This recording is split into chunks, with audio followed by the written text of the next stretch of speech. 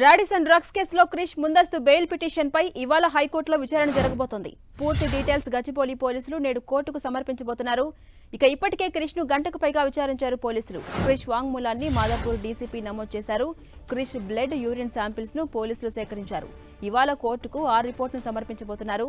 Drugs కేసులో తనకు ఎలాంటి సంబంధం లేదని, తనను కావాలనే ఇరికించారంటూ ఇప్పటికే క్రిష్ తన వాంగ్మూలంలో వాపోయారు.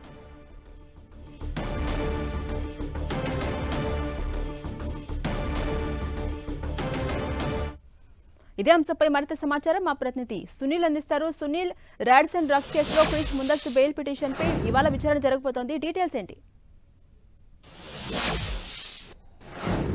గచ్చిబౌలిలో ఉన్నటువంటి రాడిసన్ హోటల్లో దొరికినటువంటి డ్రగ్స్ కేసులో ఇప్పటికే డైరెక్టర్ క్రిష్ సంబంధించిన ముందస్తు బెయిల్ పిటిషన్పై ఈరోజు తెలంగాణ హైకోర్టు మరొకసారి విచారణ చేపట్టే అవకాశం ఉంది. గతంలో విచారణ చేపట్టిన నేపథ్యంలో పోలీసులు దీనికి సంబంధించినటువంటి పూర్తి వివరాలు సమర్పించాలని కోర్టు పోలీసులకు ఆదేశాలు జారీ చేసింది. ఈరోజు పోలీసులు కూడా డ్రగ్స్ కేసు సంబంధించిన పూర్తి నివేదికను కూడా ఈరోజు కోర్టు దృష్టికి తీసుకొచ్చే అవకాశం ఉంది. మరోవైపు ఇప్పటికే మనం చూసాం, తెలంగాణ హైకోర్టులో పిటిషన్ దాఖలు చేసినప్పటికీ కూడా క్రిష్ డైరెక్టర్ పోలీసులు ఎదుట హాజరు కావడం, బ్లడ్తో పాటు యూరిన్ టెస్ట్ సంబంధించిన నమూనాలు ఇప్పటికే పోలీసులకు ఇచ్చారు. ఆ సంబంధించిన ల్యాబ్స్ రిపోర్ట్ కూడా ఇప్పటికే యూరిన్ సంబంధించిన రిపోర్ట్ కూడా రావడం జరిగింది.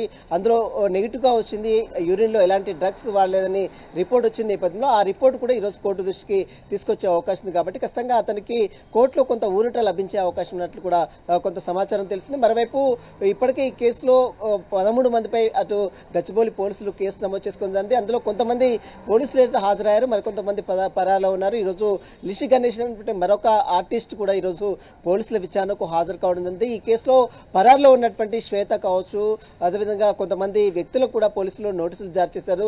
ఖచ్చితంగా వారు ఎక్కడున్నా కూడా ఖచ్చితంగా పోలీసులు అయితే హాజరు కావాలంటూ కూడా వారందరికీ కూడా పోలీసులు విజ్ఞప్తి చేస్తారు. మరోవైపు మరొక వ్యక్తి నీలి అనేటువంటి మరొక వ్యక్తి విదేశాలకు పారిపోయినట్టు పోలీసులు గుర్తించారు. అతని కోసం కూడా ఇప్పటికే లుకౌట్ నోటీసులు కూడా గచ్చిబౌలి పోలీసులు జారీ చేశారు. మొత్తం మీద రాడిసన్ డ్రగ్స్ కేసు సంబంధించిన దానిపై మాత్రం వైపు గచ్చిబౌలి పోలీసులు దర్యాప్తు కొనసాగిస్తున్నారు.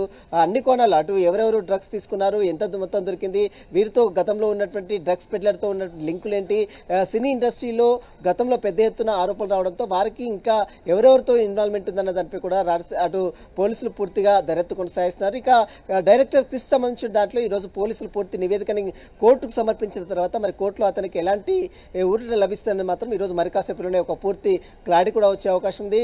గతంలోనే డైరెక్టర్ క్రిష్ తరఫు న్యాయవాదులు కోర్టు దృష్టికి తీసుకొచ్చారు. కేవలం ఒకే వ్యక్తి ఇచ్చినటువంటి స్టేట్మెంట్ బేస్ చేసుకుని తనను ఈ కేసులో ఏ విధంగా ఇరికిస్తున్నారు, డ్రగ్స్ పార్టీకి తనకు ఎలాంటి సంబంధం లేదు, కేవలం తన స్నేహితుడు పిలిస్తే కేవలం తన స్నేహితుని కలవడానికి మాత్రమే అక్కడికి వెళ్ళాను, కానీ ఎక్కడ కూడా డ్రగ్స్ తాను వాడలేదు, కావాలనే కక్షపూరితంగా తనను ఈ కేసులో ఇరికించే ప్రయత్నం చేస్తున్నట్టు కూడా క్రిష్ తరఫు న్యాయవాదులు కోర్టు దృష్టికి తీసుకురావడం జరిగింది.